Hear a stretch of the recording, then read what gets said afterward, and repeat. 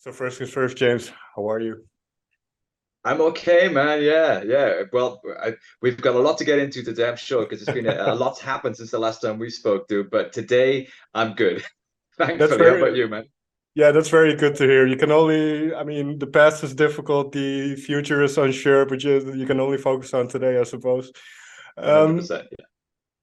and there is a lot to talk about. So let's kind of start where we ended last time, because the last time you were bringing out an album, Make Anger Great Again, and it all looked well, sunny skies, it seemed, Yeah. and then a lot of stuff happened. What was the first thing that kind of the first obstacle you encountered? Was it the release of the album? Because I don't know the timeline exactly. Yeah, it was very bittersweet, as you very eloquently put it. It was the album came out first, and the first obstacle was the YouTube took the first single for The Power, a song called The Power was the first single. They took it down after one day. They said that Okay, it contained shocking content. It had like protest footage. It's a very political album, talking about all the stuff that was happening at the sure. time. Obviously, it came out in a lockdown, so it was quite a hot period at that point. And yeah, they took it down after one day. I then immediately got demonetized on Okay. YouTube, Facebook, Twitter, and everything else. And I couldn't run any boosted posts. So obviously, I'm in the middle of a promo campaign promoting an album Mm, in a lockdown, so I can't perform live. So I'm doing it all in the house, and as best I can on the internet. And yeah, I couldn't do any boosted posts, any adverts. My single was off YouTube, and then I got shadow banned on everything. Because mm, the only way I could get anybody to look at the video because YouTube did eventually put it back online after a few days. I had an argument with them, and they put it back on condition that I couldn't promote it, I couldn't boost it or advertise it. okay. So what I did instead was every time Donald Trump tweeted, I would reply with "Make anger great again," link to the video. And obviously Donald Trump tweets every 2 seconds, right? So that got a lot of hits. So I got like 17,000 plays on a video that didn't exist on YouTube as such. So that was kind of fun. But all that did then was that just got me flagged up with the algorithms on the platforms that thought I was a Donald Trump nut. So I got shadow banned. And I'm still shadow banned now 3 years later. So I've got like 300,000 followers on Twitter, which it was an audience I built up over a long period of time Sure. organically. It was a great platform for me, Twitter. And yeah, now whenever I tweet, like literally three people see it. It's the same on Facebook, Instagram, everything. So I've been completely deplatformed. So that was I would say that was obstacle number one. Well, let's dive into that a little bit, because I do find it very interesting, and because you the idea of free speech has risen up again. People are talking about it in very in many contexts, I suppose. Did they ever tell you why it wasn't allowed, especially the Power that's song specifically? Did they kind of give you an indication as to why it wasn't allowed? Yeah, I didn't really believe it because they said initially it was flagged for shocking content, but it's only, I Mm, mean, it was a video that was made in the lockdown. So the idea was to have a band in a warehouse and do a rock and roll video. Obviously, I couldn't do that because everywhere was sure. closed and, with social distancing. So it was just me in an abandoned house that was like next to my house at that time, filming it. And then we cut it with protest footage, which mostly came from within YouTube. And we were very careful to not have anything that looked like it was violence or anything like that. It was just all about people power rising up, all that sort of stuff. And yeah, they just said that they didn't like the sentiment of the video. They thought it was insightful. It wasn't a good timing, obviously in a lockdown, and there's a U.S. election coming up in a few weeks, and there's all the Black Lives Matter protests and all and the anti-vaccination stuff, and they just thought it wasn't the right time. And one of the clips in particular that they didn't like was there was a clip of the Colston statue in Bristol being torn down. Mm. There was a statue of a slave owner, and in a protest, they just decided to tear it down and chuck it in the river, which I thought was awesome, right? So there's a little bit of footage of that, which was all over the mainstream news, and they said that in particular, we don't want that on YouTube. So Because that's crazy but to imagine that, yeah, as you mentioned, I'm on YouTube way too much, and I watch things about serial killers, and yeah, yeah, yeah.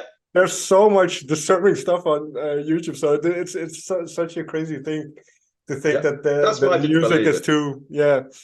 I didn't believe it. I thought I'd probably have more to do with the words, I think, because Twitter and Facebook had an issue with the words, not Mhm. particularly of that song in general, but I mean, just the things I was posting and, the other songs on the record as well. And the name of the album, Make Anger Great Again, for an algorithm, that's just Right, target number one, isn't it? right. I've got three of the four bad words, you know what I mean? So, I mean, even though it was meant as satire and was meant to be, I was taking a dig at Donald Trump, Sure. the algorithm, there's no context anymore. So this is sort of censorship by algorithm, really. So every time I post now, it just back pages me. So But it's yeah, that was difficult, man. But that's I mean that's such an interesting point you make, because we live in a time where algorithms are so important, and especially in the promotion of music, as you mentioned, social media is up there.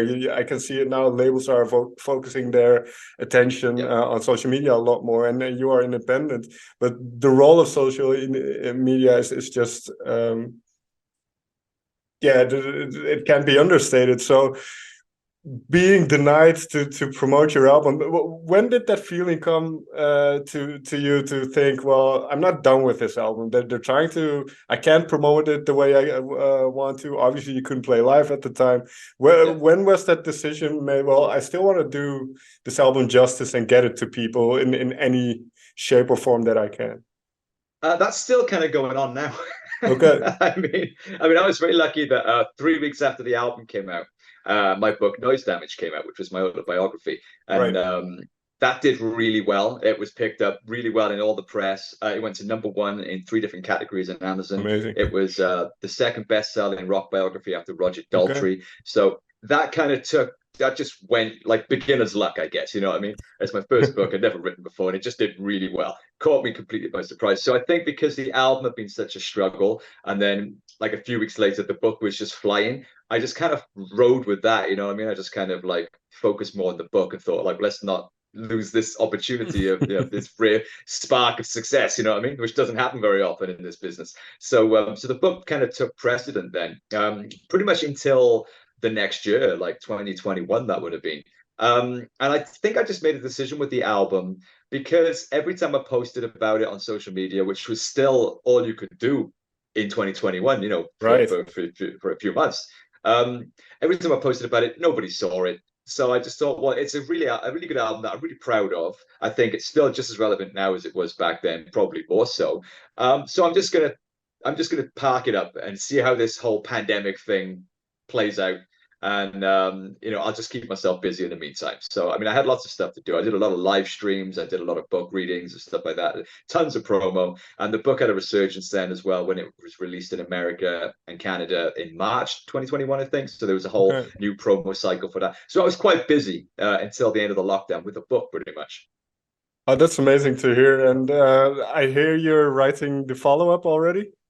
Yeah. This one's been a little bit tougher. I mean, Noise Damage I wrote in 2 months, the whole Okay. thing start to finish, which I think is probably a record for any book. Um, because I didn't know I was writing a book at the time. To me, pretty easy because I'm just writing about myself, in chronological order. It's pretty easy, right? Kind of Um, journaling in a journaling yeah, fashion. yeah, because at the time that's what it was. It was for me, really. My Right. band had just broken up. My band Kashira. I didn't really know what I was doing with my life. It was like an existential crisis point. You know what I Sure. mean? So I was getting everything I'd done so far down out of my head onto paper to kind of close the chapter on it. For me, really. If I had any idea that it was going to be published in a book form, I probably wouldn't have slagged half as many people off as I did. I would have gone a lot easier on people and probably not been as honest as I did. But maybe that was part of the appeal. Sure. So And then yeah, I'm doing my second one now. So I mean, I like because I didn't know it was going to get published, and it did get published, and now it's on the bookshelves of my local bookshop in Cardiff.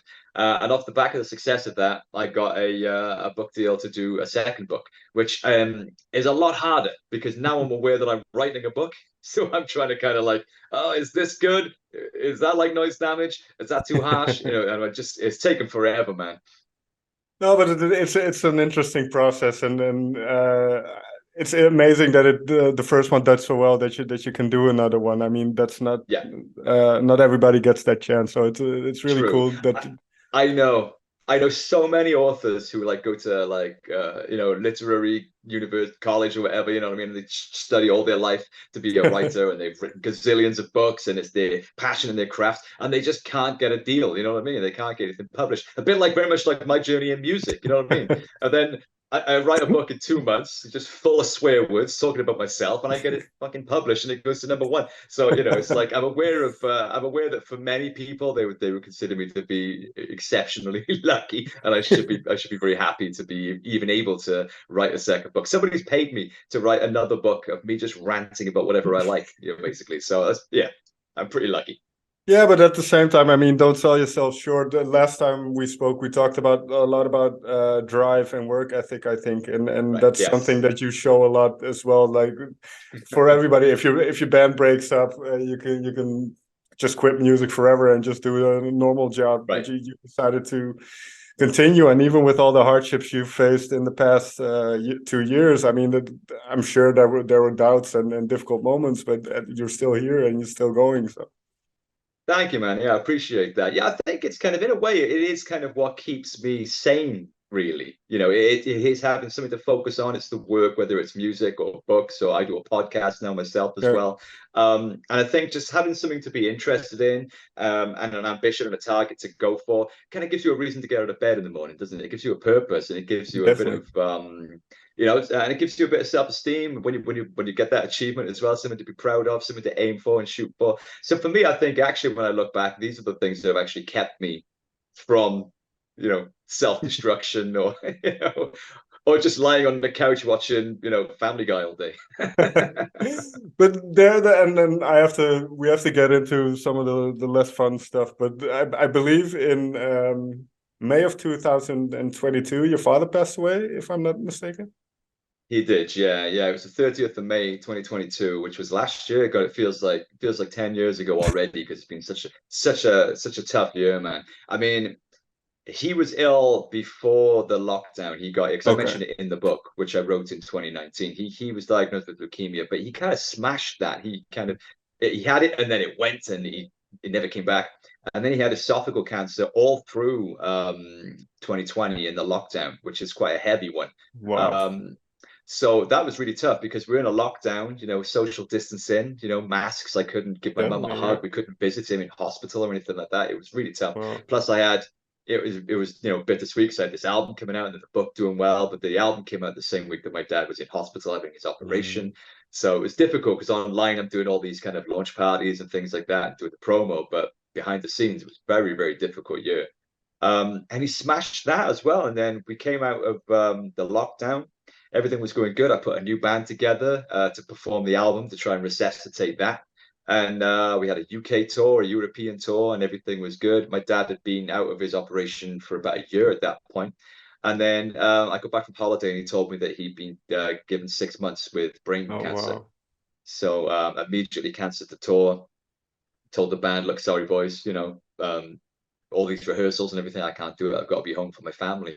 Yeah. So that was the next 6 months then. So I mean, that was so that takes us like 2020, 2021, and 2022, right up until the middle of 2022. And obviously, it takes a few months to wrap your head around the loss of a parent or the loss of, any close family member. So for most of last year, I was pretty much either involved in his illness and the care or dealing with, the loss. So last year was tough. It was set up to be much like 2020. It was set up to be a good year, with a new band and a tour and getting back out there after lockdown. And then no, it was probably one of the toughest years of my life, actually. Yeah. Yeah, I was gonna say, and it's not like those emotions go away after a year. It's something that will stay with you for a long, long time, forever, pretty much. So no, Every that's a day, yeah, very every day. and then there's also you've been accosted or assaulted by a bunch of police. Yeah. I have to say it correctly because I did read the news article. You got to get the Uh, legal terms right, yeah. yeah, but you were The term you is said that they were allegedly. plainclothes officers. They kind of Yeah. mishandled you in a stop and search, I believe.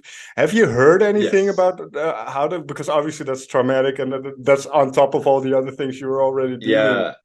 It was very unwelcome, to be honest, man. I could have done without it, because as you mentioned, I mean, it's been an intense few years for various reasons, and then losing my father, and it was quite a cruel last few months that he had that I was very close to as well. Cancer is awful, as anyone who's been close to it will know. So it was difficult, man. I mean, I was very traumatized by not his passing. His passing was almost kind of a relief by the end because he was so bad. I was traumatized by the journey of it, and it took a few months to really start to get my head around things. Obviously, I still had to work and everything, and Right. put on I'm an entertainer, so I got to put on a smiley face and everything. So yeah, we were heading towards Christmas, and I was driving back from Cardiff, and I pulled over to text my girlfriend to say, look, they've closed all the roads because of like heavy rain. I'm going to be a little bit late.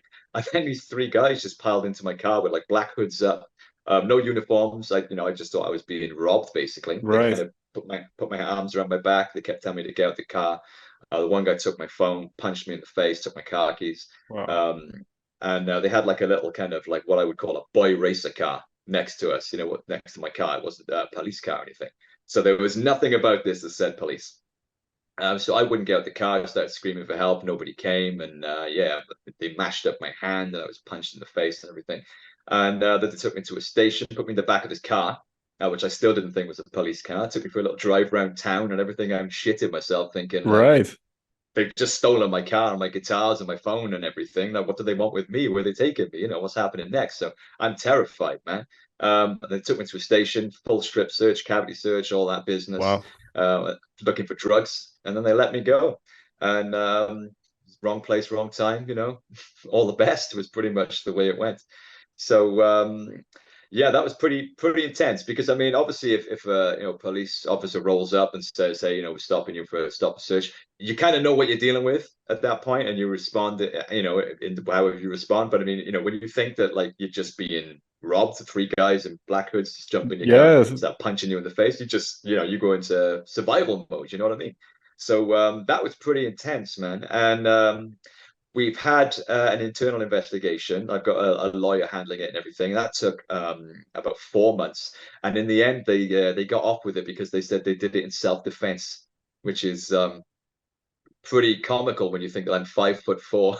And, skin and bone in a seatbelt in a driver's seat. I didn't even see them coming. You know what I mean? I had both my arms restrained before they started punching. So we've escalated it now to an independent review, and my lawyer is mad keen to go all the way with it, basically. So Yeah. it was front page news over here in Wales. So I mean, everything I've said there is kind of consistent with the statement that went out to the press. Obviously, it's all alleged at this point. Sure. But yeah, I mean, I was really ill after that, man. I mean, like that combined with the everything I've been through with my father a few months previous to that, I had this kind of like a week after the police thing, I had this really bizarre mystery illness, which lasted for about 6 months, where I had like migraines and like light sensitivity and vertigo and sickness and just exhaustion and fatigue and like everything. It was so bizarre. Like they tested my heart, I had brain scan, I had blood scans, they couldn't find anything. And in the end, they said it must be PTSD, just like Yeah. nervous system breakdown. You know what I Stress. mean? Stress, just like from like obviously having to keep it together, caring for my dad. Before that, there was the lockdown, trying to release an album, getting shadow banned and censored and all that stuff. Then losing my dad, and then the police thing. So I think like yeah, it would make sense that my nervous system has just had a hammering, and Right. I just couldn't function for like half of this year, to be honest, man. So it's Wow. like the dramas keep rolling. It's been like a year. When I look back at the past 3 years, it's been so much good stuff. You know what I mean? Like the album, and the book, and the new band, and the second book coming out, and a new release, which hopefully we'll get to talk about coming up as well. But it's just been so much heavy drama as well, like a global pandemic, the loss of my father, getting beaten up by the police. It's like, and it was Right. organized crime squad. You know what I mean? These were like big dudes. So yeah, I mean, I think I'm ready to write book 3 already. Yeah, you've got plenty of material or experience. Yeah, And then, yeah, yeah. whenever I hear the words internal investigation, I know it's not going to end up anywhere. You Oh, see this so 100%. many times. It's internal investigation. Oh yeah, we didn't find anything. Okay, fine. Yeah, yeah, yeah, yeah, yeah, Uh, yeah. but it's interesting what you mentioned. You mentioned kind of having to put on that face because it feels so schizophrenic those past 3 years. Where on the one hand you had all these beautiful moments, but then all these Yeah. difficult moments peppered through it. Um, Yes. Oh, yeah. Difficult, man.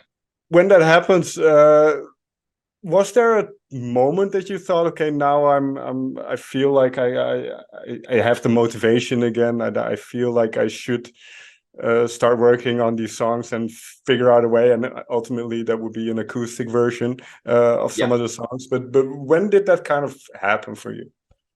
Not long ago, man. I mean, that Okay. illness lingered because we couldn't find what it was, So I was going back and forth with different scans and stuff. And every time I felt a little bit better and I'd go for a run or something like that, I'd just be in bed again for 3 days. I would have Mm. these brutal panic attacks, which would just grip me. I'll be on the sofa watching telly and I would just be absolutely gripped by terror. And I'd have to go and lie down in a dark room or Oh something. wow. Bizarre. Never had panic attacks or anxiety disorder ever before in my life. So weird. And it just kept lingering. It just would not go away. Like right up until probably about like May time, I think. So not Okay. long ago, man. To be Right. honest, yeah, I've That's only been out the woods for like a month and a half, something like that. okay. What's What role did music play in those 6 months? Did you listen to a lot of music? Did you play even at home, or how did you kind of? Was it very much in bed a lot, as you mentioned? Yeah. How did you navigate kind of those couple of months or those 6 months?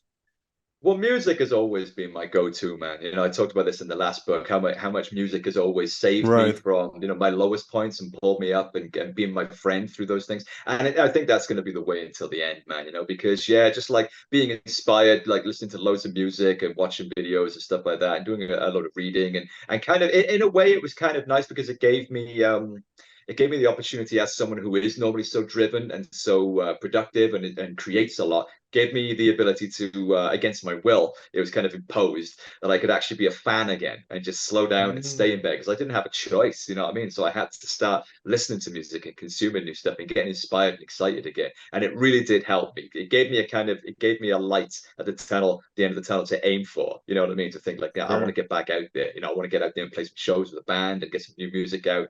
Yeah, I mean, that's always the thing that kind of helps me through my lowest points.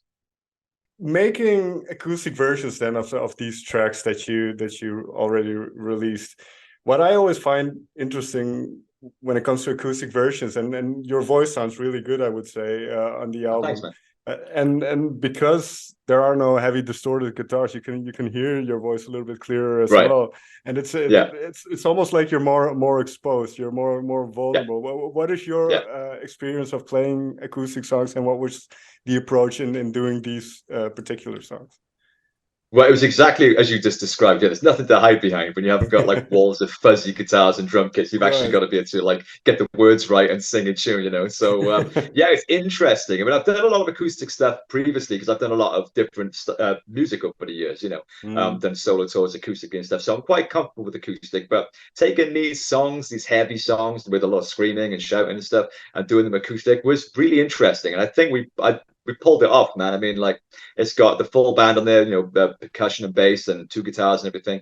And I think we managed to put a twist on those songs in a way that I think holds its own ground. I think mm, I think they're cool. I enjoy listening to them, and I'm really looking forward to getting out and playing. Me and the guitar player and the Underdogs, Jack Davis, are doing our first acoustic gig next week in Swansea, in a place okay. called the Bunkhouse. So yeah, we're super stoked for that. And then we're actually gigging full band. We're actually finally getting out there, unless anything tragic happens to me in the meantime. We're finally getting back out there Knock and on playing wood. some full band shows. Yeah, I mean, I've probably tempted fate now. I'm probably going to lose a leg or something. Um, so yeah, like the acoustic thing was fun, man. It was something different, and it was a way to kind of like keep those songs alive a little bit because, like I said, they are essentially 2 years old now since the album Mm, came out. But so much has happened, and the album kind of got neglected, and I couldn't promote it. So I feel like it needs a second shot in the arm. And I thought rather than do a re-release or something like that, I would do an acoustic thing because at least it's something different. It's a different angle for the band. It's something completely novelty for the catalog and the Spotify stream. So I thought, well, yeah, let's do that and put it out. So Make Acoustic Great Again is coming out on August the 4th, in 3 weeks' time on all digital only, so it's on all digital platforms. And then yeah, it's like the band then is going to be doing full band gigs from August the 13th. We've got a headline show in our hometown in Newport. And then we're okay. playing a Beautiful Days Festival in Devon, like literally the week after. And I'm doing a bunch of talks and stuff like that as well. So it looks as if we're finally over the hill, man. We're finally getting out there. I quickly want to give a shout out to your guitarist, Jack Davis. You said Yes, yeah. because listening to the album, playing some of the things on electric is a little bit easier than playing those things on acoustic. So a big shout Oh out to yeah. him. I think Oh yeah, 100%. on outrageous the guitar solo to pull that off and to make it Right. sound like that, it's very impressive. So shout out to him. Jack is a Um, beast. Jack is a beast, man. Yeah, Jack's a good dude, and he has a penchant for all things alcoholic and loud. So that's always good to have in a band. but then I did want to jump into one specific song, kind of "Solace in Sickness." Now I don't know what the intention behind the song was, but it feels like it's very applicable to what you've been through the past years. So kind of Yeah. the main sentiment, kind of I want to feel something real. Now you've had that chance the last. Oh yeah.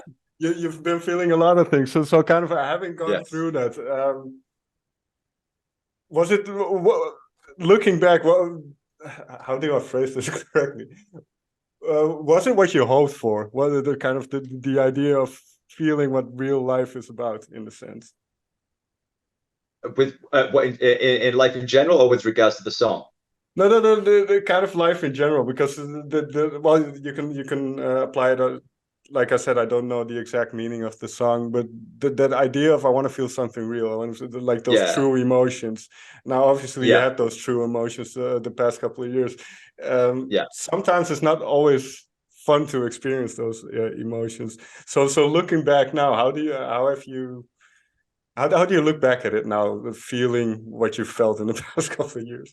I know Yeah. I'm gonna cut this up a little bit. It's a little bit too vague, but No, it's cool. Yeah, well, that song was kind of like it was more about the obsession that with happiness that we have at the moment, where mm, everyone's striving to be happy, and that's the only emotion that we seem to value in our society. And what I'm saying in the song is that it's the whole roller coaster of right, emotions, the ups and the downs. I mean, that is it's sometimes in your deepest, in your darkest moments when you learn the biggest lessons and have the biggest breakthroughs and make the biggest changes in your life that you look back at it then as like the kind of the best thing that ever happened to you. You know what I mean? So that song is kind of like a celebration of the whole roster of the human experience. And I think, yeah, you're exactly right. I mean, as I look back over the past 2 years, I've experienced as low as you can get, and also some really beautiful moments as well. And I've had to challenge myself and overcome a lot and dig deep, physically and mentally to overcome, illness and grief mm, and trauma, um, as well as some crazy breakthroughs in my life, like becoming a best-selling author for a book I didn't even know I was right. writing. So yeah, man. I mean, it's bittersweet. It is bittersweet. I'm glad to be out of it, to be honest, because I do just want to get back on the saddle and crack on and play some shows and have some good Right. times and go for some adventures with my boys. But yeah, it's been intense. It's been intense. Well, one last question then, because with what you mentioned, is there one lesson that you've learned either from the passing of your father, from the PTSD, from being blacklisted on social media? Is there anything that you kind of took away from those dark moments that you can kind of look at now and think, okay, but actually in the long run it will help me, or in the long run I've learned from this and Yeah, now I can navigate it better? yeah. I think just keep on going. Mm, Just don't give up, just keep on going. And I think that's why having a passion in your life like art, it could be a career, or it could be having children, or it could be your sure. relationship or health and fitness. Having something in your life that means more to you than giving up and surrendering to the fear, I think is very important. So for me, music has always been that. It's I don't think I would have had the anchor that I've needed through everything that I've been through the past few years if it wasn't for my love of music and being involved in music. So I'm eternally grateful for that. So I think the lesson would be, yeah, just don't give up, man. Just find what is more important to you than giving up and surrendering. Hone in on that and just don't give up, one day at a time. I think that's great advice. So on those words, Jamie, thank you, James, thank you so much for taking the time to talk with me again, and being so honest about your story. So yeah, thank you so much. Thank you for having me, man. I love the show. You always do a great interview. So thank you so much for having me, man. I really appreciate it. It's good to see you again.